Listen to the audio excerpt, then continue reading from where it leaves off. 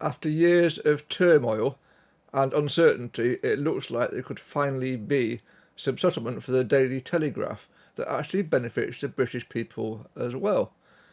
Before we get into the details of that, please do like and subscribe to my channel here. I am a new channel, Andy Talks. We discuss all things that affect British people, the British economy, the British populations, etc., etc. No, I really do appreciate your support. I've been enjoying your engagement so far and your comments that you've been leaving.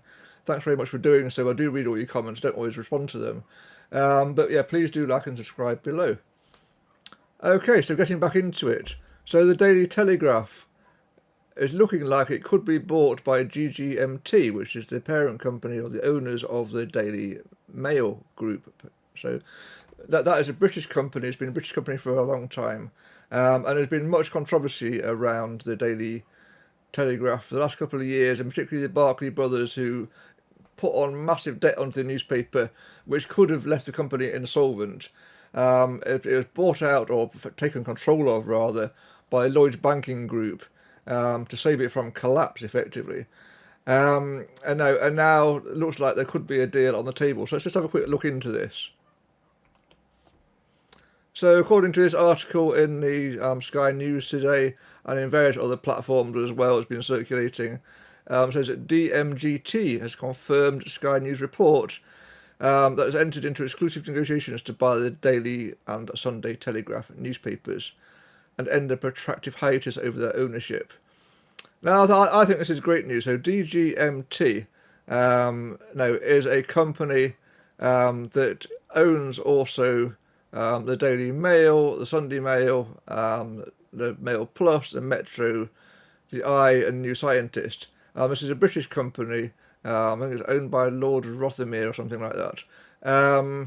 And DMGT have got interest all over the place. They have interest in property and property valuations and information, that sort of thing, around the world.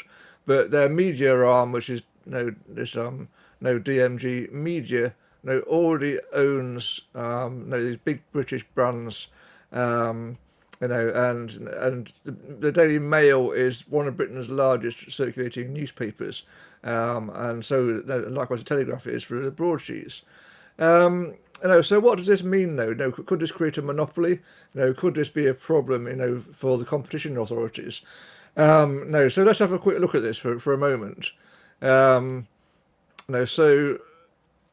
as we all know, newspaper circulation has been falling, year on year, for quite some time.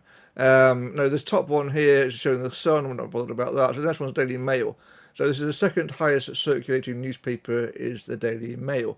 But even that, just from 2.4 million in the year 2000 down to 0.6 million today, roughly, or in 2024 when this was done.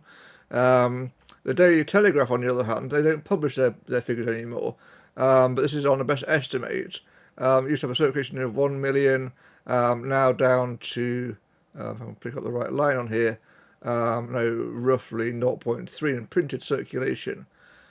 However, this is a different story if you look to how people are consuming their news now, which is online here. And then we're going to forget the BBC at number one. This is how many billion or million minutes are consumed on online portals per month in the UK, well, per month on UK media. So the BBC is obviously right at the top there. It's the biggest news brand in the world. No great surprises there. We're going to ignore that one. That doesn't really count. It's effectively a state-owned media company. And then second there, we've got Yahoo at 1.8 billion. Now, Yahoo, to be honest, I'm surprised that's still relevant. I don't even look at Yahoo anymore, do you? But still, in the UK, it's got 1.8 billion minutes a month of people spending on Yahoo. I assume that's down to browsers and how people are have default pages on their browsers going to Yahoo, etc. Then at number three, they've got a Daily Mail. Daily Mail at 1.3 billion minutes per month, on their websites or on their online platforms, apps and stuff like that. And then further down from that, we've got the Guardian, ITV, etc. But number three and number four is what we're looking at here: the Mail, which is DGMT, and the Daily Telegraph here. If they're combined, they're going to have, and into one company, they'll have a combined viewership of 2.1 billion minutes per month, which will leapfrog Yahoo and put them into number 2 on the news consumption in the UK, behind the BBC. So the question is, does this affect media plurality? That is, will it affect independent media? Is that too much power in the company of one owner, effectively? In the ownership of one company, rather, and one particular person. We know that both the Mail and the Telegraph are fairly right-wing papers by all accounts, whatever that means in this day and age. So would that put too much power into one person's hands? I think it's unlikely. I think this is a good deal. The alternative, which was last week was cancelled, was effectively a buyout by UAE, and they would have a large proportion of investment into United Arab Emirates state government, effectively. And there are laws in the UK to prevent media ownership by foreign countries rather, by their governments, is what I'm trying to say there. So we have to be really careful that our media doesn't get overtaken by foreign governments. But there was involvement. Some of these takeovers for the Daily Telegraph have involved some Chinese inputs, some UAE inputs, and things that have been quite controversial. So I think if it was brought under the control of Lord Rothermere, whatever his name is, he's a British person. They founded the Daily Mail many years ago now, and still maintains majority control of it.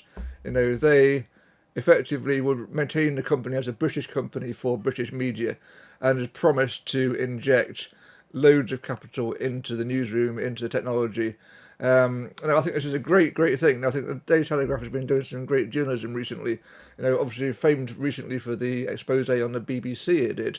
And I'd like to see more of that kind of journalism. I think that was really good, honest, authentic journalism. But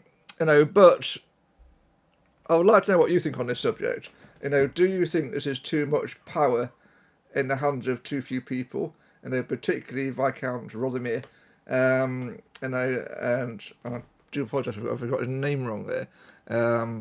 But I think that's what it's called. But effectively the owner of the Daily Mail.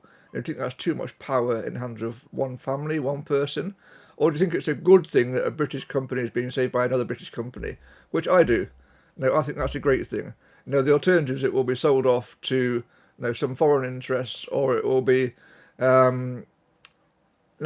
it'll fall into administration altogether, which is another potential. Although with viewership like this, there's clearly a big demand for it. There's clearly a need for it, and people are getting value from it still. So yeah, let me know your thoughts. Is it too big, or should it be allowed to happen?